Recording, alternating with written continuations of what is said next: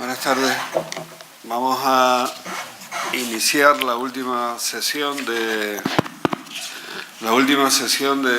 este ciclo de conferencias que hemos desarrollado desde el lunes hasta ahora.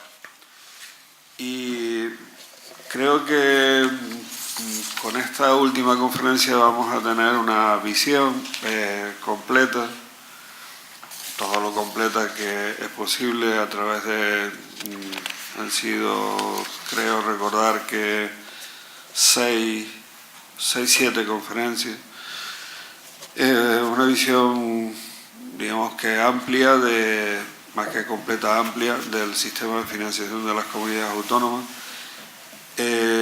Hemos, creo que, conseguido en todas las conferencias ir ocupando espacios diferentes de tal manera que han sido complementarias las conferencias y por tanto el nivel de repetición no ha sido excesivamente habitual. Por tanto, creo que por ese lado también hemos cumplido con lo que habíamos planteado. La conferencia de cierre del ciclo está a cargo de don Diego Martínez López, que actualmente es el secretario general de Financiación Autonómica y Local del Ministerio de Hacienda. Por tanto, una persona que está en el ámbito de decisión técnico-política más elevado en España. Recientemente nombrado, porque es reciente el gobierno de España, y en un periodo en el que se ha anunciado un cierto impasse en el sistema de financiación, pero que naturalmente debe ser reformado en los próximos tiempos, digámoslo así, porque tampoco sabemos en qué momento se va a iniciar la reforma. Como ustedes oyeron ayer, hay un informe de expertos que se refiere a la financiación de las comunidades autónomas y otro que se refiere a la financiación de las corporaciones locales. De este segundo no vamos a hablar, pero sí hablamos ayer profundamente del primero. Debemos, creo que hablo en nombre de todos y en nombre de la Real Sociedad, agradecer al doctor Martínez López que, como siempre decimos, se haya desplazado de Madrid hasta aquí para ofrecernos esta conferencia, y creo que todos sabemos, por aquello de la ultraperiferia, lo que es un viaje, y sobre todo un viaje tan cortito, que supone coger un avión a Madrid, dar una conferencia, pasar la noche y mañana por la mañana marcharse. Y todos sabemos, porque muchas veces lo hacemos al contrario, lo que cuesta, y sabemos valorar en sus justos términos el coste de eso. Así que muchas gracias, porque y sabemos perfectamente cuando decimos gracias lo que estamos diciendo.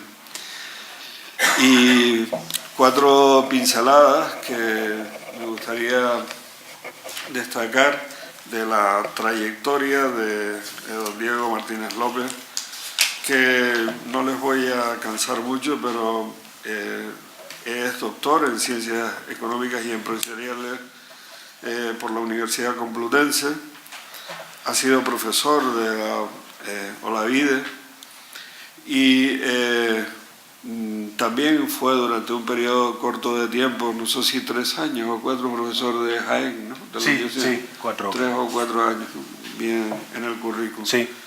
Y ha estado como investigador en la Universidad de Uppsala y de Umeå, en Suecia. Es con Umeå. Es que la A, cuando lleva un circulito arriba, se pronuncia en sueco. Muy bien. De tal manera que, bueno, es una persona que su ámbito de especialidad es precisamente este. Así que ha escrito numerosísimos artículos. Como ya he dicho en las sesiones anteriores, no voy a relatarles los títulos de los artículos y sus publicaciones. Lo considero innecesario, basta decir que efectivamente es, y por eso está aquí, un especialista en la materia, y todas todo o gran parte de su currículum está relacionado, obviamente, con su cargo en este caso y con su presencia aquí. Pues muchas gracias y tiene la palabra cuando quiera. Muy bien. Muchísimas gracias José Luis, Jesús, por la invitación, de verdad. Hacía 20 años que no venía a la isla y la he visto cambiada, pero distinta, y eso siempre de agradecer todos los cambios, ¿verdad? Además, me da la oportunidad de compartir unas reflexiones con todos ustedes, que es un poco el leitmotiv de mi visita, de mi charla. Son ustedes unos héroes, porque venir a las 7 y pico de la tarde a escuchar a un tipo de Hacienda hablar del sistema de financiación autonómica lleva un voluntarismo que es digno de reseñar y que quería agradecer. Pero por eso quiero llevarme también debate y lo que sea posible en términos de reflexión, después de lanzar una serie de ideas, que ya adelanto van a ser ideas, y espero que no huyan en desbandada, ideas políticas. Voy a hablar de política, pero no de la política rufianesca del Congreso, sino de la política que viene a continuación de ese informe de los expertos al que se había hecho referencia en distintas sesiones a lo largo de este ciclo de conferencias. Voy a hablar de economía política, si se permite la expresión, y en particular me voy a centrar en 3 temas. Uno relacionado con la insuficiencia o no del modelo de financiación, otro relacionado con la nivelación, hasta qué punto nivelar, y otro relacionado con la estabilidad presupuestaria, con el respeto a las normas, a las reglas fiscales. Son 3 temas que creo que tienen la suficiente enjundia política, normativa, como para realizar una reflexión desde alguien que trabaja en el Ministerio. Viene del mundo académico y trabaja en el Ministerio, pero quería subrayar esa trayectoria porque en ese sentido, lo comentaba con los compañeros hace un rato, realmente pienso, voy a simplificar mucho las cosas en esta exposición, realmente pienso que desde el punto de vista técnico, desde el punto de vista académico, ya se ha dicho casi todo en federalismo fiscal aplicado en nuestro país. Además, el federalismo fiscal teórico tenemos buenos especialistas también en nuestro país, en nuestro ámbito universitario, pero en federalismo fiscal aplicado casi todo lo que se tenía que decir relevante ya se ha dicho. Los expertos rindieron un informe hace 1 año y medio y, bueno, todo se puede mejorar, todo se puede ir en la ciencia, siempre se puede llevar un poquitín más allá el último tramo del camino, pero realmente ahora es el turno de la política, es el turno de coger esas riendas técnicas y llevarlas a leyes o a acuerdos políticos. Por eso me concentro en esos 3 temas. El primero, les decía, insuficiencia financiera. ¿Existe un problema de insuficiencia financiera? Posiblemente a lo largo de este ciclo de conferencias hayan oído más de una ocasión referirse a este asunto como uno de los centrales del problema y mucha gente coincide en que hay un problema de insuficiencia financiera. Pero yo voy a contestar a esa pregunta con otra pregunta, a la gallega, como se dice, ¿verdad? ¿Existe un problema de insuficiencia financiera para la sanidad y la educación, que están en manos de las comunidades autónomas, y para las pensiones, y para el mundo universitario, y para el gasto militar, y para la policía? O sea, el problema de insuficiencia no solamente está en educación y en sanidad, también está en pensiones. Todos los años hay un déficit de 20.000 millones de euros en el sistema de seguridad social, 20.000 millones de euros. Entonces, el problema de insuficiencia financiera yo querría traerlo a decir, oye, hay que decidir si hay un problema de insuficiencia financiera no solamente en sanidad y en educación, en las comunidades autónomas, sino también en las pensiones, 20.000 millones de euros todos los años, o en la policía, por ejemplo, por decir 2 funciones de gasto completamente distintas. Por tanto, ya me atrevo a decir, desde el punto de vista técnico, los economistas podemos decir poco acerca de si hay insuficiencia financiera o no. Tiene que ser el político, tiene que ser la sociedad, a través de los mecanismos de revelación de preferencias, los que digan, queremos más sanidad, queremos más educación, queremos más pensiones. Y en función de eso, ya nos encargaremos desde el punto de vista técnico, los economistas, de repartir eso. Esto no significa que renunciemos ya, desde el punto de vista de una reforma del sistema de financiación, a precisar con cierto nivel de detalle lo que se llaman las necesidades de gasto relativas, porque necesidades de gasto hay, insisto, en educación, en sanidad, en pensiones o en policía. Pero las necesidades de gasto relativas, que son aquellas que significan repartir el dinero entre distintas administraciones, distintos niveles de gobierno, eso sí se puede aproximar, y es lo que se utiliza el concepto que lo habían oído en más de una ocasión a lo largo de este ciclo de población ajustada. Pero desde el punto de vista global, general, ¿existe un problema de insuficiencia financiera? Bueno, pues habrá que pensarlo como sociedad. Y para contestar a esa pregunta hay que tener en cuenta al menos 2 condicionantes. Uno, muy evidente, muy obvio, apenas me voy a entretener, los recursos son escasos. Nunca va a ser suficiente el gasto en sanidad, en educación, en policía o en pensiones. Nunca va a ser suficiente porque los recursos son escasos, las necesidades ilimitadas y los recursos escasos. lo que se enseña en los primeros días de clase en la universidad, ¿verdad? Y además, en ese contexto que les decía, además, en ese contexto al que me refería y al que añado un vector adicional, y es el que España, por los compromisos europeos, debe reducir su déficit, el déficit de todas las administraciones, de todos los niveles de gobierno, Administración de la Seguridad Social, Estado, Comunidad Autónoma, corporaciones locales, tiene que reducirlo en 15.000 millones de euros entre el 2018 y el 2019. Y bueno, pues los recursos sí que son escasos. Y además hay otra circunstancia adicional, que es, a la hora de contestar esta pregunta de si hay suficiencia o insuficiencia, además de que los recursos son escasos, está un asunto ligado al marco institucional. Por eso me decía al principio que quería hablar de economía política, el marco institucional, las leyes, el amparo que rige la actividad económica del sector privado y de las administraciones. Y ese marco institucional está compuesto a su vez de dos pilares, el de la estabilidad presupuestaria, al que me referiré dentro de un momento, y el del sistema fiscal. Tenemos el sistema fiscal que tenemos, me atrevería a decir un sistema fiscal raquítico, mal pergeñado en muchos casos.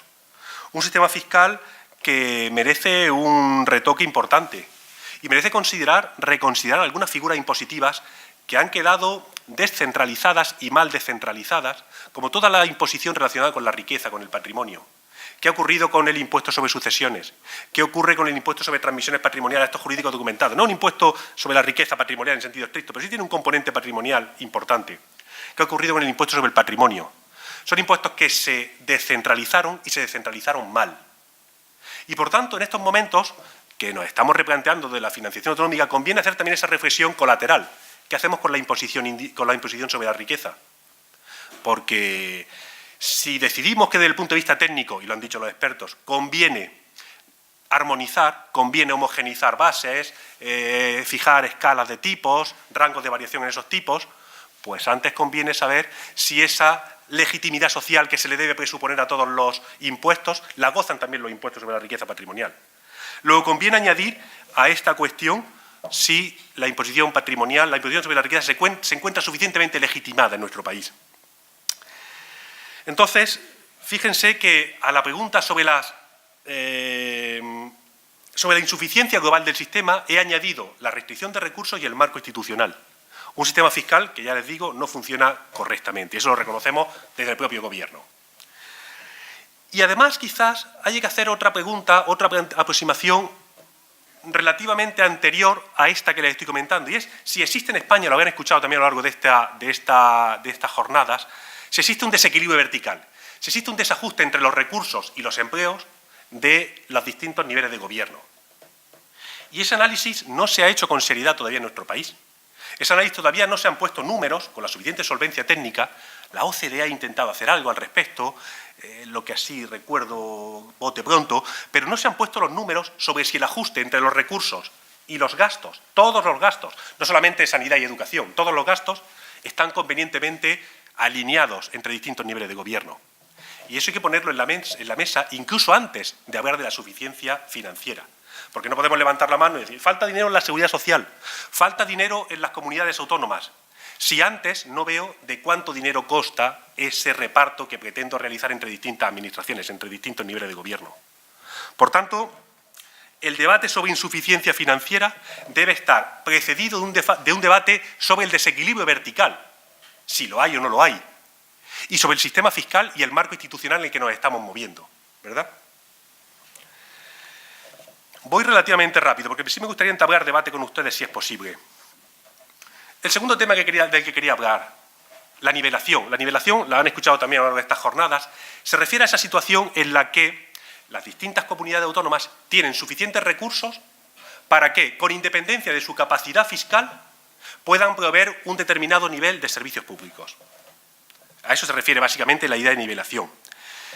Y el debate aquí reside en si nivelación completa o nivelación parcial. Si busco un ajuste perfecto entre la capacidad fiscal de las comunidades autónomas y el gasto que realizan, entre todas ellas, con independencia de sus recursos, de su capacidad fiscal, o sin embargo, permito ciertas diferencias. Aquí les voy a explicar mi posición personal.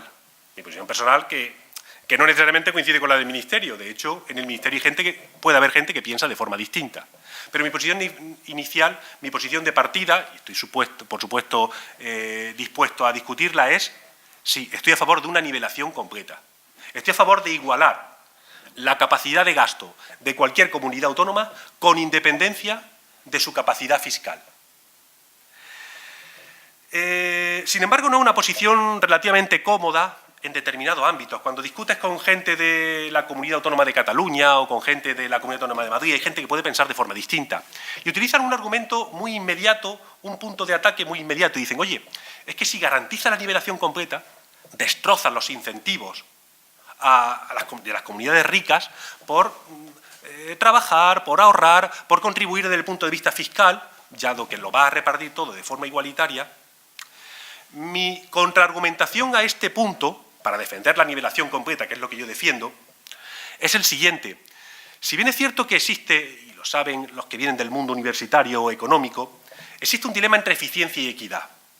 Cuando tenemos impuestos muy redistributivos, muy equitativos, podemos hacer daño a la eficiencia, podemos hacer daño a los incentivos de los individuos, o incluso algunos arañan, suben peldaño en el razonamiento y pueden encontrar desincentivos a que las comunidades ricas se molesten por recaudar impuestos que luego se van a repartir de forma igualitaria. Ese dilema entre eficiencia y equidad que existe en el ámbito de la teoría de la imposición óptima, que existe en el ámbito de la redistribución, no tiene por qué existir en el ámbito de la nivelación. Nivelación y distribución y redistribución, nivelación y redistribución, a mi juicio, son cosas distintas. Es más, puede haber nivelación, como la que estoy defendiendo, nivelación completa, que sea regresiva incluso. Fíjense una forma de nivelar. Nivelar consiste, ya lo he dicho antes de pasada, en recoger recursos de todas las comunidades autónomas según su capacidad fiscal y luego repartirlos según las necesidades de gasto a todo el mundo por igual. Imaginen que esas necesidades de gasto, como se ha planteado en varias ocasiones, se sigue planteando en el debate actual, esas necesidades de gasto de las comunidades autónomas las vinculo, las ligo a precios relativos, al nivel de precios de esa comunidad, o a costes de congestión, o a volcar una parte de la provisión pública de sanidad o de educación en producción privada, en colegios concertados. Si empiezo a tener en cuenta estos factores de medir las necesidades de gasto de las comunidades autónomas, me puedo encontrar con que una nivelación completa puede ser regresiva desde el punto de vista de la redistribución. Luego, no quiero identificar de ninguna manera nivelación con redistribución.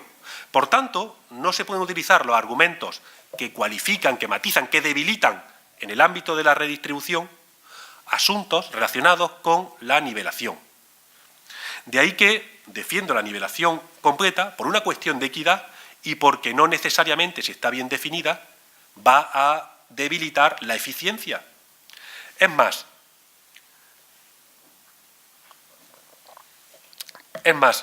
si un sistema de financiación está bien definido, estuviese bien definido, este actual no lo está, no me tienen que convencer de lo contrario, si estuviese bien definido, se calculan unos conceptos, unas variables, que es lo que llamamos recaudación normativa, que le dice a las comunidades autónomas, muy bien, te voy a medir tu capacidad fiscal, lo que tienes que echar en la bolsa, para luego repartirlo por igual, como defiendo a todas las comunidades autónomas, te lo voy a medir según un concepto que se llama recaudación normativa, recaudación que debes coger, que debes extraer del bolsillo de tus ciudadanos para luego repartirlo o ponerlo en la bolsa. Es normativa. Es decir, si está bien definida esa recaudación normativa, no existen desincentivos, no tienen por qué existir desincentivos a que una nivelación completa me desactive la eficiencia, la búsqueda de unos recursos que obligatoriamente normativo tengo que echar en una bolsa.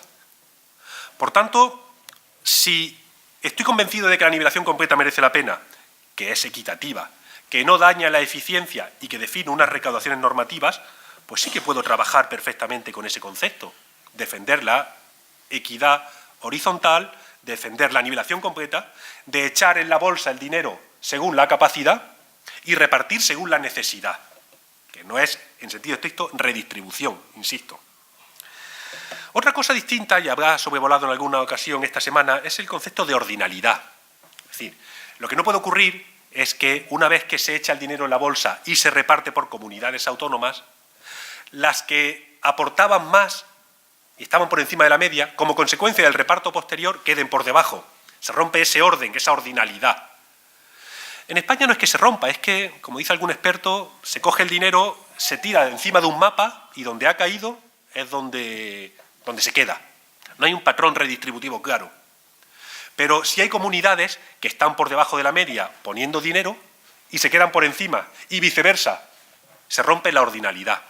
Pues bien, la nivelación completa que defendemos algunos es compatible con respetar esa ordinalidad si ponemos un índice 100. Es decir, no me parece razonable y sensato que comunidades que están por encima de la media poniendo dinero pasen a estar por debajo una vez que se reparte para satisfacer las necesidades. Es cierto. Bien, situémoslos todos en un índice 100. La nivelación completa, por tanto, es compatible con el concepto de ordinalidad, versión débil, si se permite. Por tanto, también dejo aparcado ese asunto. Y como un ejemplo de que la ordinalidad no se entiende, porque no se entiende y cuando lo cuentas en comunidades como la catalana, por ejemplo, saltan de manera extemporánea algunos al respecto, es precisamente el Estatuto de Autonomía de Cataluña. El Estatuto de Autonomía de Cataluña defiende la ordinalidad, pero lo defiende en términos de renta per cápita, dicen. Yo acabo de explicarlo, acabo de contarlo rápidamente, como echar el dinero de unos impuestos en una bolsa, en una cesta, y repartir una financiación por habitante ajustado, entre comunidades. Pues el Estatuto de Autonomía de Cataluña dice, es el estatuto en el que está la semilla de todos los males, viene a decir, oiga, esta redistribución, mal dicho, que lleva a cabo el sistema de financiación autonómica no puede alterar el orden de las comunidades autónomas en términos de renta per cápita, dice, PIB per cápita. El propio Estatuto de Autonomía. La ordinalidad, la financiación autonómica y la renta per cápita. Uno piensa ya, apurando la frenada, llevándose las cosas al límite, qué potencia redistributiva, niveladora tendría que tener un Estado para remover la ordinalidad, el orden de las comunidades autónomas en términos de renta per cápita. Pues yo creo que Corea del Norte, un Estado de este tipo, maximalista, puede alterar la ordinalidad en términos de renta per cápita. Eso es muy difícil y a medio y largo plazo, quizás. Luego, fijaos hasta qué punto se malinterpreta, no se entiende lo que es la ordinalidad, no se entiende lo que es esa clasificación de las comunidades autónomas según sus recursos. Entro en el tercer tema, un tercer tema por el que intuyo que algunos compañeros que me han precedido en estas jornadas, intuyo, porque en algunos casos sí lo he comprobado, le he preguntado, le he pedido la transparencia, oye, ¿qué habéis contado? ¿Cómo habéis visto? Tal. Y yo quería traerlo a colación porque intuyo que han pasado de puntilla. Es el tema de la estabilidad presupuestaria. ¿Qué tiene que ver la financiación autonómica con la estabilidad presupuestaria? Pues ese es precisamente el problema, esa es la pregunta. La pregunta es que la normativa sobre estabilidad presupuestaria y la normativa sobre financiación autonómica no han tenido el gusto de conocerse. Han salido cada uno por su... Van cada una caminando en una dirección parecida, pero por distintas aceras. No han tenido el gusto de conocerse. Rebobino un poco. Con las leyes de estabilidad presupuestaria ocurre en España como con las leyes de educación. Cada 5 o 6 años tenemos una distinta. Cambia el gobierno, cambia un poco el tono. Ya llevamos 3 leyes desde el 2001. Llevamos 3 leyes de estabilidad presupuestaria. Una en el 2001, otra en el 2000, un apaño, una reforma que se hizo en el 2006 avalada por Europa, y la del 2011. O sea, 3 leyes de estabilidad presupuestaria en 15 años. No es muy estable la normativa sobre estabilidad presupuestaria, pero es un tema casi idiosincrático. Y luego, la reforma del sistema de financiación autonómica, la última que tuvo lugar fue en el 2009. Y hay una asincronía con los ciclos, porque la reforma de la financiación autonómica fue en el momento en que se iniciaba el ciclo recesivo, pero veníamos de un ciclo muy expansivo y no tuvo en cuenta lo que se nos venía encima. Y fue una reforma, pues eso, en un momento en la mente del legislador expansivo del ciclo. Mientras que la normativa sobre estabilidad presupuestaria, la Ley Orgánica de Estabilidad Presupuestaria y Sostenibilidad Financiera, esa ley arranca en el 2011, y está en un ciclo recesivo y de compresión de consolidación fiscal. No hay una sincronía. Y esto influye en el legislador. Yo ahora lo veo de cerca, salvando las distancias, que son muchas, y veo cómo en el legislador influye el momento, el día a día, el presente más inmediato de la actividad económica que hay en ese momento. Y eso influye a la hora de redactar las leyes. Y la ley de estabilidad presupuestaria quizás se pasase de frenada en el impulso para frenar, mejor dicho, para alimentar, para reforzar los esfuerzos de consolidación fiscal. Y ahora mismo, en el momento del ciclo en el que estamos, pues quizás esa simetría no se ve con claridad. Vamos, que la ley de estabilidad presupuestaria se diseñó en un momento que no tiene nada que ver con el actual y que por tanto no está nada sincronizada pues, con los tiempos que corren con lo que ocurre en Europa hay una estabilidad, unas normativas sobre estabilidad presupuestaria muy distintas, y también con lo que se hizo en su momento con la reforma del sistema de financiación. ¿A qué voy? Este desencuentro, digámoslo así, estoy simplificando mucho las cosas y voy, saltando de manera atrevida sobre los asuntos, pero por ir a un ritmo rápido y poder discutir luego con ustedes si lo ven oportuno. Ese desencuentro entre la normativa sobre estabilidad presupuestaria y financiación autonómica ha desembocado, entre otras cosas, en un endeudamiento masivo de las comunidades autónomas. Ese endeudamiento masivo de las comunidades autónomas es compartido por la Administración General del Estado también.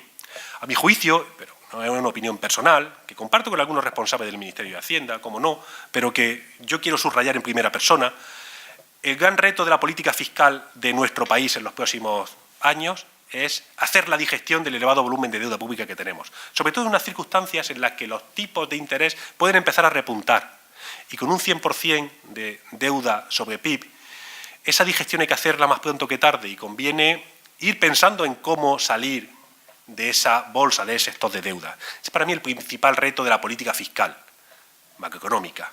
Entonces, en ese contexto, con unas comunidades, algunas de las cuales, digámoslo aquí, no voy a decir nombres, pero algunas de las cuales si les quitásemos los mecanismos de respiración asistida que tienen a través de los mecanismos extraordinarios de financiación, como el FRA, el Fondo de Liquidez Autonómica o la Facilidad Financiera, quebrarían.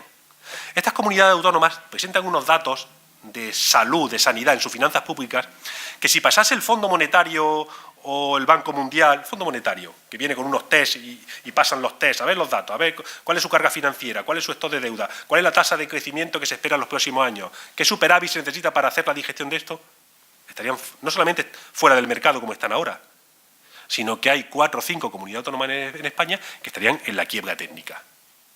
Por tanto, fijaos que la normativa sobre estabilidad presupuestaria no ha conseguido alinear correctamente, digámoslo así, la financiación autonómica, que tuvo su bajón, que tuvo su debilidad, su talón de Aquiles, con el hundimiento de los ingresos, con las consecuencias de una dinámica que ha sido perversa en este caso y que nos ha llevado a un stock de deuda en el conjunto de las administraciones y en particular en las comunidades autónomas, que es especialmente reseñable, que hay que tener en cuenta, que esto hay que tratar de algún modo. Ya les digo, hubo una terapia de choque, que empezó en los años 2012, 13, 14, que continúa con reformas, para, oye, es que no prestaban dinero, es que no le prestaba nadie dinero a las comunidades autónomas. Incluso el Reino de España tuvo dificultades allá por el 2014 y tuvo que intervenir el Banco Central Europeo en su momento, pero en el caso de las comunidades autónomas fue especialmente sangrante porque esa situación todavía no se ha corregido. Esa situación en la que están las puertas cerradas de los mercados a las entidades, a las comunidades autónomas se mantiene en el caso de varias de ellas. Y la previsión es que se mantenga durante, si hacen los números con una ecuación que se utiliza mucho en política fiscal macroeconómica, la ecuación de sostenibilidad de la deuda. Nos preguntamos si es sostenible la deuda de algunas comunidades autónomas. Entonces se utilizan 2 o 3 indicadores, tipos de interés, tasa de crecimiento a medio y largo plazo, superávit, primario. Si le pasamos esa ecuación a estas comunidades, la deuda está, en algunas de estas, en una dinámica explosiva. Y si no está en una dinámica explosiva, está en una dinámica de estabilización, pero al 30% del PIB, al 35% del PIB, que en una comunidad autónoma es algo desbordante. Por tanto, comunidades autónomas con necesidades de financiación todavía presentes y con unos volúmenes, unos stocks de deuda pública por digerir, que no se prevé que en el corto ni en el medio plazo y en el largo plazo, estoy hablando de 25 o 30 años, son los trabajos que saca la AIREF, la Agencia Independiente de Responsabilidad Fiscal, pues no son volúmenes de deuda razonables ni sensatos. Y ahora mismo, en estos momentos, llevan unos años así, están asistidas por una especie de mecanismo de respiración asistida, vamos a llamarlo así. Los mecanismos extraordinarios son mecanismos de financiación expresa, rápida, inmediata, pero nos hemos olvidado que llevan el apellido extraordinarios y ya se han encajado las comunidades, y yo he estado trabajando en una de estas comunidades, se convierten en adictivas, son la fuente de financiación que vienen de estos mecanismos. Estamos hablando de que si te prestan un tipo de interés, en principio era el 0%, ahora está en Tesoro y un poquitín más, son tipos de interés razonablemente atractivos para todas ellas, pues se convierten en adictivas. y desenchufar, permítanme la expresión un poco dura, pero hay que desenchufar a un drogadicto de la heroína y ahora hay que buscar la metadona necesaria para desengancharlo poco a poco, que no es fácil. Y se puede apelar a que las comunidades autónomas que se encuentran en esta situación pues no tienen la suficiente autonomía financiera, ni fiscal, ni siquiera política, porque si estás dependiendo del oxígeno que te están dando en unos tramos de financiación que se van entregando mensualmente con una condicionalidad muy dura. Les puedo contar que lo he vivido en las dos partes, lo he vivido en una comunidad autónoma y lo vivo ahora desde el Estado. Hay una plataforma que es donde se pagan las facturas a proveedores, es una plataforma en la que se suben de manera electrónica pues, las facturas. Cuando yo estaba en Andalucía y esta plataforma funcionaba de manera puntual durante 48 horas. 48 horas abría los días 12 y 13 de cada mes, se abría la plataforma para empezar a subir facturas. Realmente era casi cómico ver cómo había que poner a muchos funcionarios a empezar a subir facturas, PDFs, a la plataforma, porque todo eso es lo que entraba en la puerta de los mecanismos de financiación extraordinaria y se permitía pagar esas facturas. Ahora estoy en el otro lado, ahora estoy en el Ministerio y realmente les aseguro que el grado de condicionalidad que tienen todas estas comunidades autónomas, a las que levantas el teléfono o abres el ordenador y estás entrando en todas sus tripas, algunas de ellas de manera indiscreta, porque realmente es un grado de condicionalidad tan fuerte que se puede cuestionar que tengan la suficiente autonomía política, fiscal y financiera para desempeñar sus programas de gastos e ingresos. Es que es el control que tenemos sobre las comunidades autónomas que están en el fondo de liquidez autonómica, es impresionante. Desde el punto de vista político, decía que venía a hablar de política, a mí me llama la atención. Es que tienes la llave del cofre y dices, por aquí, y tienen que hacerte caso, y si no, un PEF, y si no, un plan de ajuste, y si no, eso no es una forma de entender el federalismo fiscal. Eso se admite para un periodo de tiempo corto, transitorio, pero no a medio y largo plazo. Entonces, ¿qué hay que hacer? Pues hay que convencer, permítanme de nuevo la metáfora, convencer al drogadicto de que vaya dejando la heroína, se vaya pasando a la metadona y finalmente se convierta en una persona sana. Ahora bien, darle el empujón directamente, es decir, te corto el grifo, sales fuera y te buscas la vida y pides prestado a los bancos, a los fondos soberanos o a los mercados de capitales. No se puede hacer de manera inmediata, de manera bruta y sin ningún tipo de reflexión, porque además estos mecanismos, una vez que entras en ellos, yo los conocía sin el nivel de detalle con el que los conozco ahora, han formado un entramado de mecano tan complicado que no puedes quitarlo en 3 o 4 partes. Tienes que ir quitando piececitas muy pequeñas para saber si cuando quites esta piececita no se te va a venir abajo todo. Luego es un entramado financiero el que hay alrededor de los mecanismos extraordinarios de financiación, extraordinarios, fijaos por dónde vamos, que realmente hay que dosificar muy bien, y es una de las pautas que estoy tratando de desarrollar en mi trabajo, junto con Tesoro, con el Tesoro Público, con el Ministerio de Economía, cómo vamos enseñándole a esas comunidades a dejar la heroína, coger la metadona y salir ahí afuera a buscar dinero a los mercados. Porque ahora mismo el dinero que necesitan se lo está dando el gobierno. Y el gobierno, mal que bien, los mercados, mal que bien, saben discriminar algo mejor, con sus fallos, con sus problemas, a la hora de distinguir qué tipos de interés, qué cantidades, en condiciones razonables, se les puede prestar a las comunidades autónomas. Ahora no se hace así, ahora son mis funcionarios, que técnicamente son muy buenos, los que fijan el tipo de interés, las condiciones, periodo de carencia, prudencia financiera, se miran los parámetros. Y los funcionarios, por muy buenos que seamos, no somos lo suficientemente buenos como para prestar dinero en condiciones de mercado, que son las que suponemos más razonables, no son razonables, hay fallos de mercado enormes, y en el mercado de capitales lo hemos visto. No soy un encendido defensor de los mercados. De hecho, la asignatura que daba en la universidad antes de dedicarme a esto se llamaba fallos de mercado. Mi asignatura era fallos de mercado, y daba un cuatrimestre explicando los fallos de mercado. Por tanto, nada que ver con esto, pero creo que los mercados de capitales funcionan mejor que los funcionarios del Ministerio de Hacienda, y los funcionarios del Ministerio de Hacienda funcionan muy bien, pero los mercados de capitales son los que se encargan de conectar a los inversores con los ahorradores de mejor forma que lo puede hacer mi funcionario. En ese contexto hay que ir empujando hacia afuera y hay que ir, pues preparándola a salir fuera. Y en esa preparación, en esa salida hacia afuera, aparece un concepto en la normativa sobre estabilidad presupuestaria que está como piedra de toque, que es el concepto de la regla de gasto. Cuando tú miras si las comunidades autónomas, el Estado, las entidades locales, se comportan más o menos bien, les miras el déficit, les miras la deuda y miras la regla de gasto. La regla de gasto, lo han oído en varias ocasiones, consiste en definir un nivel de gasto. Ahí se hacen unos ajustes, se quita el gasto que se paga por intereses de la deuda, se quita el gasto de pensiones, se quita el gasto de prestaciones no discrecionales de desempleo, y ese gasto tiene que ir creciendo cada año según una tasa que se ha fijado previamente. Esa tasa se calcula como una media móvil de otras cosas que se miran hacia atrás y hacia adelante, una tasa de crecimiento potencial, y este año es el 2,4%. Es decir, una vez que ha calculado uno el gasto de ayuntamientos, comunidades autónomas y Administración General del Estado, lo que hace es evolucionarlo a una tasa previamente definida, que en este año es el 2,4%. El año que viene el 2,7%. Vale. Pues esta regla de gasto no es precisamente el elemento más popular entre los policy makers, la gente que se dedica a hacer política económica en comunidades autónomas, Administración General del Estado también, hay que decirlo, y entidades locales. Porque nos estamos encontrando, y los ayuntamientos son la avanzadilla, pero nos estamos encontrando en comunidades como la Comunidad Canaria, nos estamos encontrando con comunidades que tienen superávit, Canarias, tienen ingresos del sistema de financiación, pero no se lo pueden gastar todo porque hay una regla de gasto, un techo de cristal que dice, no, tu gasto no puede crecer, aunque tus ingresos crezcan al 5%, tu gasto no puede crecer al más del 2,4%, 2,7% el año que viene. ¿Y qué hago con lo que me sobra? Pues lo dedicas a amortizar deuda. ¿Pero qué ocurre con ayuntamientos que apenas tienen deuda?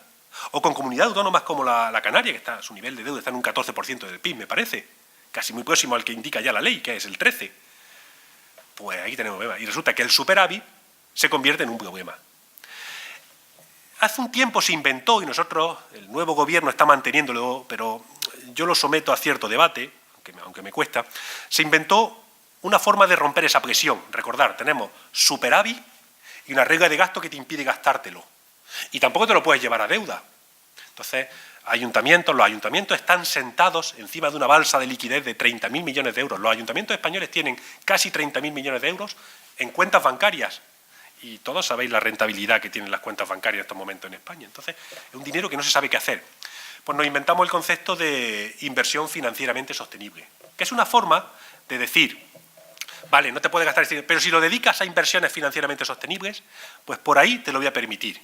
Entonces tenemos una inflación, tenemos un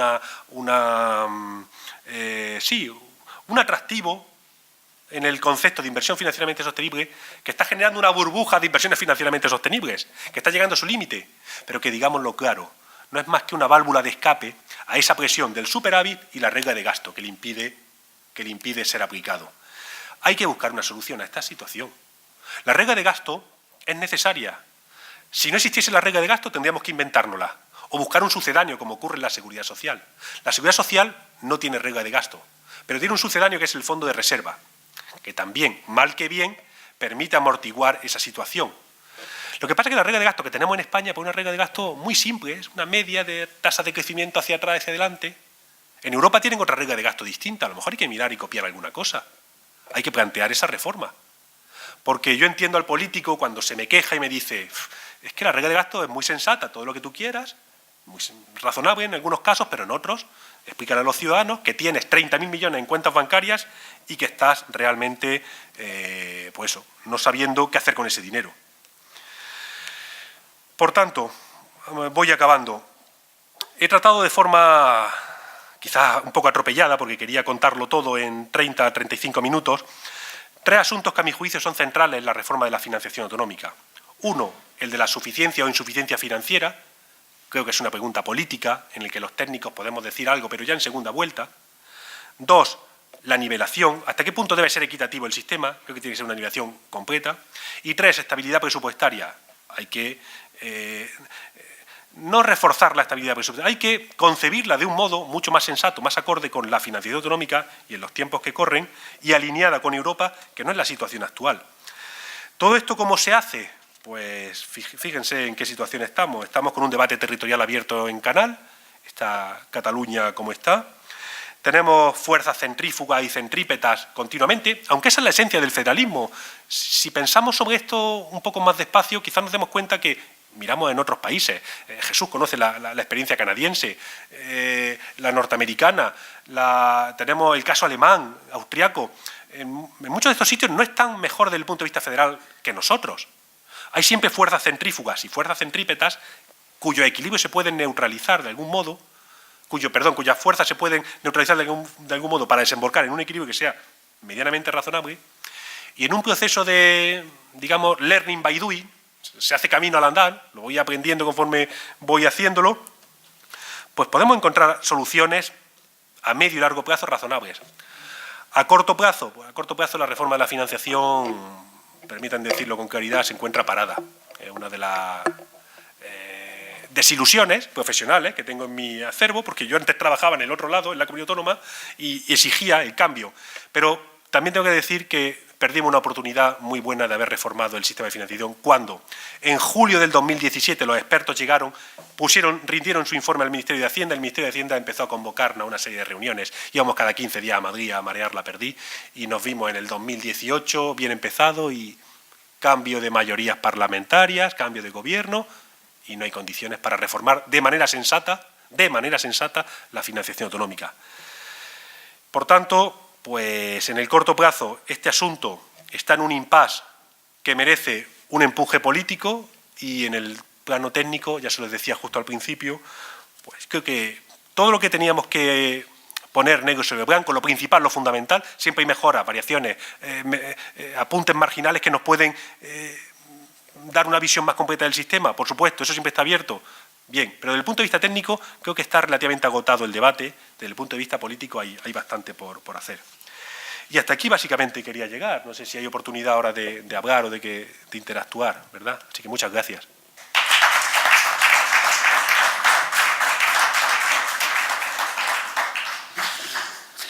Bueno, pues efectivamente la costumbre de la casa es abrir un debate y estar un rato pues haciendo preguntas y respuestas.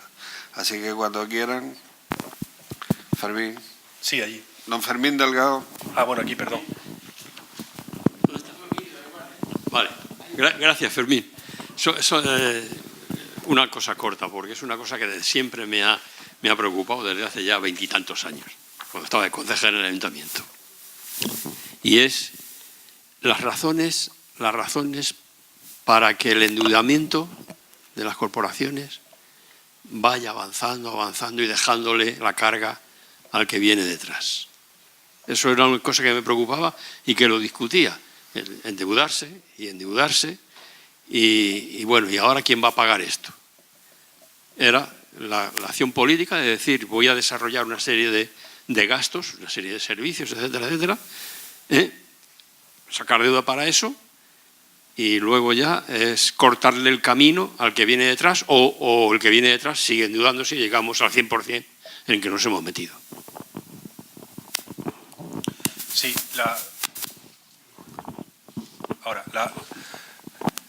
la forma de explicar las decisiones de endeudamiento es una de las partes de la literatura más apasionante a mi juicio, y el preguntarse por qué ocurre eso realmente es importante. Es una forma efectivamente de dejarle la pelota al que viene, y es una forma miope de hacerlo, porque al fin y al cabo, si uno tiene una cierta consideración hacia sus descendientes, debería pensar que tarde o temprano esa deuda hay que pagarla. Y eso a veces no se piensa con suficiente claridad.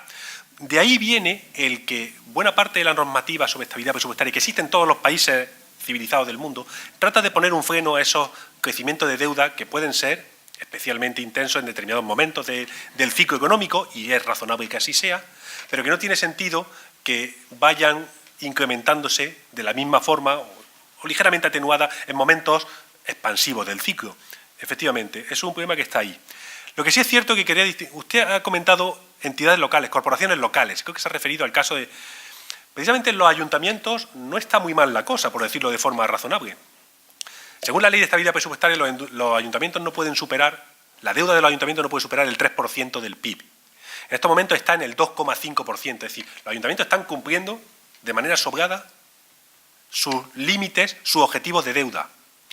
No todos los ayuntamientos tienen también un superávit, el año pasado, 2017, de 7.000 millones de euros de superávit. los ayuntamientos. No todos los ayuntamientos. Y la regla de gasto, pues la cumplen el 80-85% de los ayuntamientos, cumple la regla de gasto. No todos los ayuntamientos. ¿Por qué hago esta última coletilla? Porque realmente el problema lo tenemos, en el caso de los ayuntamientos, que era el caso al que se refería usted, en un furgón de cola, que es el que me preocupa, es el que nos preocupa, que están en situación financiera realmente preocupante y que vienen a pedirte el dinero, con toda la legitimidad del mundo, pero además te piden otra cosa, te piden que les ayude a tomar decisiones. Y a mí me sorprende, estoy simplificando mucho las cosas, pero de los ayuntamientos, que hay unos 120 y tantos ayuntamientos en España que están mal, pero mal. De estos 120 y tantos ayuntamientos, aproximadamente un centenar de ellos tienen los presupuestos prorrogados desde hace 4 o 5 años. Hay un ayuntamiento en la Comunidad de Madrid que lleva desde el 2011, un ayuntamiento de muchas decenas de miles de habitantes, que lleva desde 2011 con los mismos presupuestos. Entonces, ¿qué capacidad, qué política fiscal puede desarrollar un ayuntamiento para corregir su endeudamiento? Y este es de los que está hasta arriba. Pues son problemas ya de gobernanza, son problemas de política, a lo que me remitía antes. No un problema técnico, no un problema de ciclo económico, no un problema generalizado, afortunadamente, un problema de gobernanza. Es que no consiguen sacar los presupuestos hacia adelante. 7, 8 años con los presupuestos prorrogados, los mismos. Luego yo, al comentario que usted hacía, lo circunscribiría en un grupúsculo de ayuntamientos y con problemas de gobernanza, de intentar ponerse de acuerdo, problemas políticos importantes. Quería dejar en ese... Sí, buenas noches. Antes que nada, agradecer a la Red de Sociedad Económica Amigos del País el curso. Yo no he podido venir, solo a esta he venido. Vamos, me ha parecido muy interesante la charla que ha dado el conferenciante y me abre muchas reflexiones sobre un tema que además a mí me gusta y me interesa, ¿no? 2 cuestiones le quiero comentar. Una, primero, la Comunidad Autónoma de Canarias, probablemente estos temas ustedes lo hayan hablado en las sesiones anteriores, no lo sé, pero bueno, como no he venido, pues yo voy a decir mi opinión sobre la financiación de la Comunidad Autónoma de Canarias. La Comunidad Autónoma de Canarias ha salido muy perjudicada de la Ley de Financiación Autonómica del año 2009, ¿no? Pero muy perjudicada. Por primera vez se incluyeron los recursos del REF en la fórmula de acceder a uno de los fondos de la financiación autonómica, el Fondo de Competitividad. Eso fue un error que lo hemos pagado carísimo en términos de financiación de la Comunidad Autónoma de Canarias, porque nos detraía pues, alrededor de 600 millones todos los años, ¿no? Eso lo hemos conseguido quitar en los presupuestos generales del Estado del año 2017, con una disposición final que modifica una disposición adicional segunda de la Ley 22/2009. Esto mucha gente no lo sabe, pero esto supone que este año recibimos, el año 2019 vamos a recibir 598 millones más que lo que recibíamos en el año 2016, para sanidad, para educación, etc.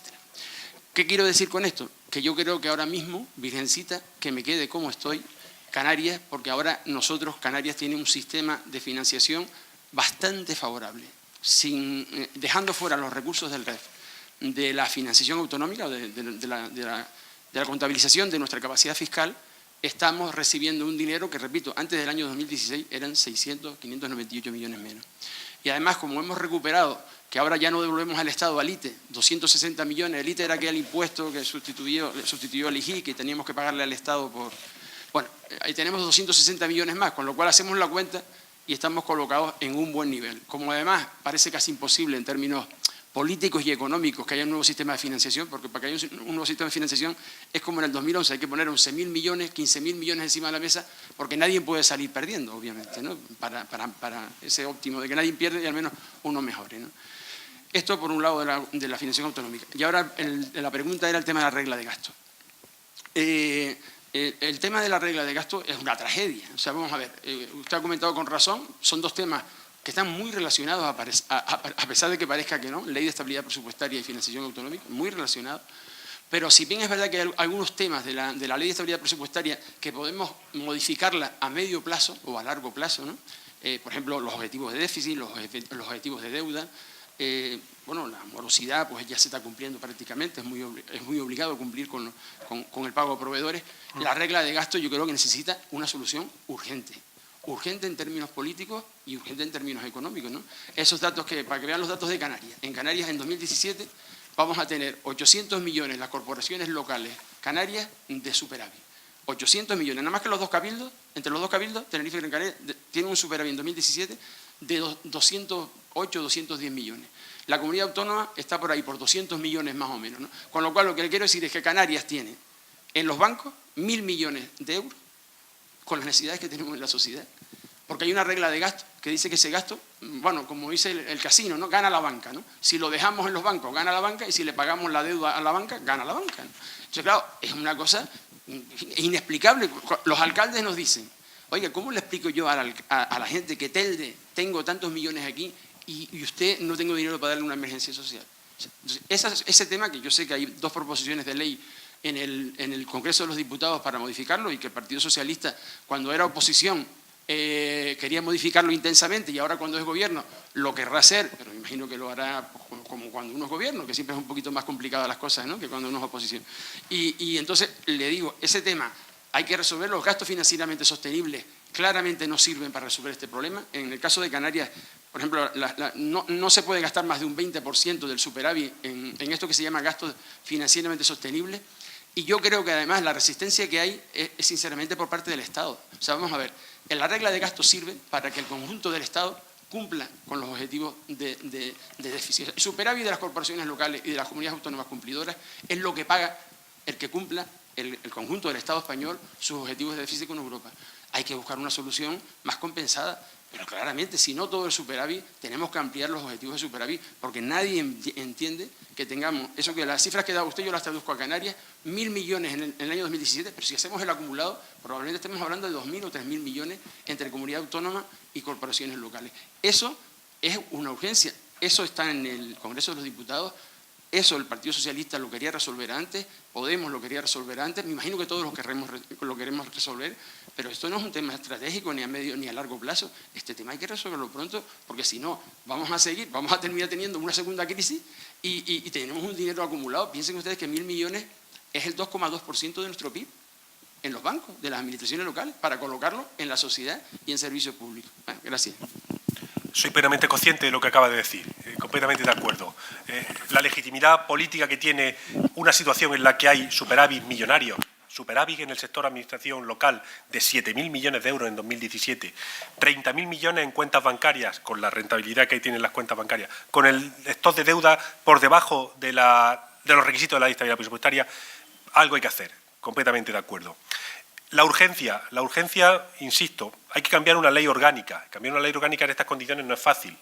Sí se pueden hacer cosas a corto plazo, y ahora parezco un político vendiendo una moto, pero en el corto plazo, la semana pasada se puso en marcha un grupo de trabajo que llevaba 1 año y medio parado entre la Federación Española de Municipios y Provincias, Ministerio de Hacienda, Ministerio de Política Territorial y AIREF, la Agencia Independiente de Responsabilidad Fiscal, para buscar soluciones en meses, a cuestiones interpretativas de la regla de gasto, ampliar el concepto de gasto computable, por ejemplo, sentencias judiciales, recuperación de concesiones administrativas, que son gastos one-off, que se producen en un ejercicio y que no tienen recurrencia en los siguientes. Eso se tiene que considerar en la regla de gasto, a la hora de calcular el gasto computable afectado por la regla de gasto. Inversiones que se pueden periodificar, como hace Europa, como la regla de gasto europeo hace, con 4 años hacia atrás. Eso se tiene que tener en cuenta. El ámbito objetivo, ampliar todavía más la posibilidad de inversiones financieramente sostenibles. Aquí tengo alguna que otra duda, pero también se puede estudiar. De hecho, hoy ha sacado el Gobierno un decreto ampliando el gasto computable en efectos de inversiones financieramente sostenibles para la construcción de viviendas por parte de los ayuntamientos, que no estaba. Entonces, hay cosas que se pueden hacer en el corto plazo. Son cosas relativamente pequeñas, yo tengo que reconocerlo. Realmente la reforma de amplitud tiene que venir a medio y largo plazo con un cambio en la ley de estabilidad presupuestaria. Y esto requiere un peso y un consenso que en estos momentos el país realmente no se percibe. Y es lamentable, pero ahí está. Con el tema canario yo tengo alguna diferencia, pero no quiero polemizar, solamente. El cambio que se introdujo el año pasado en los presupuestos generales del 2017, en la disposición adicional 19ª, que la tengo grabada, disposición final 19ª, modificando la disposición adicional 2ª, correcto. No me pareció un cambio óptimo. No es un cambio malo, pero no es un cambio óptimo. ¿Por qué? Porque si realmente lo que estamos tratando es de compensar una situación diferencial canaria, quizás donde haya que tocar es en el concepto de población ajustada, el que mide las necesidades. Y a lo mejor la insularidad, en lugar de pesar 1,8, debe pesar 2 o 2,5. Pero no tocar en ese fondo, el fondo de competitividad, que es un verdadero Frankenstein, digámoslo aquí. Está feo que lo diga alguien del gobierno, pero lo reconozco. El fondo de competitividad, que fue el fondo que se tocó en esa reforma, es un cajón desastre que ahí uno no sabe dónde mete la mano y lo que puede sacar al retirarla. Es un fondo que está mal diseñado, que funciona de esa forma y, claro, tocar ahí es generar una interferencia en todo el sistema que a lo mejor no tienen la justificación que comparto, de que Canarias tiene que tener un tratamiento diferencial por esos costes diferenciales, pero bien, toquemos población ajustada o toquemos otra pieza. Desde el punto de vista razonable, estoy hablando desde el punto de vista ideal, óptimo. Luego la negociación política te lleva a tocar, ¿dónde? En el fondo de competitividad, que no se hizo. Esa es la discrepancia que podría haber, pero con la regla de gasto completamente de acuerdo.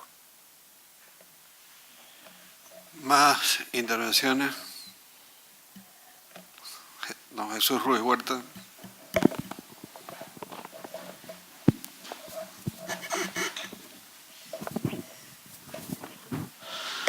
Gracias. Bueno, quiero felicitar también al ponente porque la verdad es que es difícil contar las cosas en esa doble perspectiva técnico-política, ¿verdad? Y lo has hecho muy bien, enhorabuena por eso. Y como ya no voy a hablar más, quiero agradecer también y felicitar al profesor Rivero por el trabajo de este seminario que me ha parecido en lo que he estado muy interesante y muy bien organizado. Algunos comentarios de lo que has dicho. No querría que fuera esta una discusión también entre técnicos, sino que vamos a entrar también un poquito en los temas políticos. Me ha parecido muy interesante el separar estas tres cuestiones que son fundamentales, son las fundamentales en este momento. Yo creo que estoy de acuerdo contigo, suficiencia, nivelación, estabilidad, ¿vale? Entonces, respecto a suficiencia, solo una cuestión que te quería preguntar. Por un lado, yo creo que la restricción de los impuestos es fundamental. O sea, que nos encontramos, digamos, por todo, ¿no? El crecimiento del endeudamiento se puede solventar de alguna manera si tenemos ingresos. Atender, que ese es otro condicionante que yo te sugeriría, ¿no? Para otra ocasión, que es lo que está demandando la gente en las calles, ¿no? Es decir, que está la gente demandando que le suban las pensiones, que mejore la sanidad, que mejore la educación, que mejore la vivienda. O sea, que hay un clamor generalizado al respecto y eso se ha convertido también en una restricción, ¿no?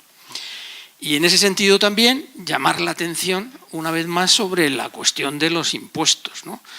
Hay alguna cuestión, hay otros impuestos además de los que has mencionado que a lo mejor sí merece la pena tener en cuenta, que son los grandes impuestos. ¿Qué pasa con el impuesto sobre la renta? Y se toca un poco porque las comunidades pueden afectar al 50% que les corresponde, ¿no?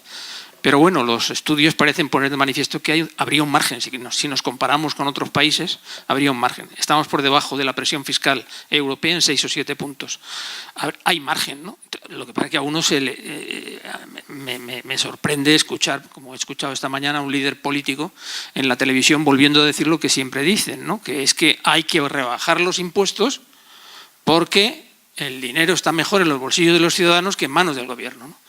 A mí me parece esto increíble cuando hay tantas demandas sociales, cuando no tenemos dinero ni siquiera para atender los servicios sociales y tenemos que acudir al endeudamiento, que todavía pensemos que lo mejor es rebajar impuestos. Esto es una cosa ya lamentable, pero vamos, a esto casi ya estamos acostumbrados. Yo quiero recordar también que en una sociedad como la nuestra, los impuestos, lo contaba muy bien, hay un libro muy bonito que igual conoces de Sunstein y Holmes, que se llama El coste de los derechos, ¿no? Y esta gente, americanos, dicen, los americanos no se dan cuenta muchas veces cuando se quejan de la presión fiscal que es imposible garantizar los derechos si no tenemos un Estado que funcione bien y que preserve los derechos sociales y económicos, ¿no? A mí me parece que eso es así en cualquier país avanzado. Y si realmente estamos en contra de nuestro país o pensamos que el estado del bienestar es una filfa que hay que intentar rebajar, bueno, pues propónganme otro modelo, ¿no? ¿Qué queremos? ¿Un modelo como los que existen desgraciadamente en América Latina, donde la presión fiscal es mucho más baja, eso es verdad, pero la inseguridad personal, la estabilidad social es un desastre? Este es el modelo que queremos, ¿no? En fin, supongo que ahí no habrá mucha discrepancia entre nosotros, ¿no? Pero sí te quería aludir a eso. Respecto a la nivelación, discutíamos ayer, y esta es una cuestión también que tiene que ver con ese terreno intermedio entre la técnica y la política, ¿no? he leído el documento vuestro en FEDEA a favor de la nivelación total, que firmas tú y Paco Pedraja. Y he leído también el que firman esta María Antonia Monés y bueno, esta diputada del PSC, me parece. Eso, es una diputada. No recuerdo el nombre ahora tampoco. Digo, ellas están a favor de la nivelación parcial. Y ellas argumentan, yo se lo preguntaba ayer a Len, ¿no?, que aparte de lo de la recaudación normativa, que yo creo que es el margen que hay para poder actuar, no se está colisionando en cierta medida cuando apostamos por la nivelación total, se está, diríamos, poniendo en cuestión el criterio de autonomía. Es decir, ¿cuál es el margen de maniobra que tenemos, ¿no? Digo, me llama la atención además que los trabajos, es verdad, tú lo has apuntado, ¿no?, y ahí está la conexión, los trabajos que hacen los expertos de las regiones ricas, especialmente de Cataluña, apuestan más por la nivelación parcial, porque piensan que hace falta también ejercer el principio de autonomía, ¿no? Y entonces el margen de maniobra con una nivelación total es mucho menor, ¿no? Cierto. Eso quizá como consideración general, ¿no? Y luego bueno, el tema de la ordinalidad está muy bien contado, pero claro, si la nivelación es total, esa igualación a 100 siempre es problemática, es casi inviable, ¿no? Pero entonces cuando la nivelación es total es más difícil garantizar el principio de ordinalidad, me temo, ¿no? No lo sé, bueno, este es un tema que habría que pensar. Y luego, en respecto a la estabilidad, que me parece estupendo lo que habéis estado hablando, estoy de acuerdo con los planteamientos, una reflexión también de carácter general que es, tú decías, es que hay algunas comunidades en quiebra técnica, ¿no? En el sector público nosotros utilizamos el término quiebra que viene del mundo mercantil. Están en quiebra las empresas que no tienen dinero. El sector público, malamente, ¿no? ¿Qué hace? ¿Cierra? No. Entonces, ahí hay un problema también de conexión entre los gobiernos de las comunidades autónomas y el gobierno central. Y al mismo tiempo, adecuadamente interpretado, diríamos, es una de las razones que justifican el que nos mantengamos unidos, para decirlo de una manera muy directa, ¿no? Es decir, que ustedes no pueden vivir, no pueden salir al mercado, como tú explicabas, ¿no? No pueden salir al mercado porque no tienen credibilidad y no van a poder atender las demandas ciudadanos. Entonces, los problemas que se los va a encontrar usted en la calle, ¿no? Pero al final lo que pasa es que el gobierno central hasta ahora, pasa en todos los países, defiende a las otras instituciones de gobierno, ¿no? La historia esta del bailout, ¿no? Y bueno, nada más, ¿no?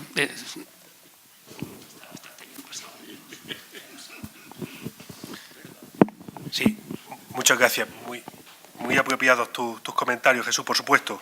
Y a veces el debate en términos de impuestos, el debate está en términos muy simplistas en ocasiones, impuestos altos, bajos, no. Necesitamos buenos impuestos bien diseñados, que recauden con equidad y hagan el mínimo daño posible también, por supuesto. Entonces, a veces el debate es mucha baja, pero siempre no, impuestos buenos, que estén bien diseñados. Efectivamente, el debate sobre nivelación, el debate entre en qué medida las implicaciones sobre nivelación completa tienen consecuencias sobre la autonomía política, yo lo he evitado porque sé que es un punto débil de mi argumentación, es cierto, pero aun reconociendo eso, siempre hay capacidad para menor, es cierto, lo reconozco, no quiero entrar en el debate porque sé que llevo las de perder, pero siempre hay capacidad para ejercer una autonomía fiscal, una política tributaria completa, con nivelación completa, y no es necesario, no es una condición necesaria, estricta, el que tenga que haber nivelación parcial. Cierto que se reducen los márgenes de autonomía, cierto, y completamente. Y el término quiebra técnica efectivamente no es correcto desde el punto de vista técnico, completamente de acuerdo. Me estaba refiriéndome a una situación de sostenibilidad financiera a medio y largo plazo, pero lo he dicho un poco para provocar, efectivamente, tienes razón, completamente de acuerdo. ¿Más preguntas? ¿No hay más preguntas? A la una, a la dos. Director de la... Perdón. El director de la Real Sociedad tiene la palabra. Sí, es que hoy se clausura el seminario y yo quería felicitar a la Comisión Económica de la Sociedad por el magnífico seminario que ha montado.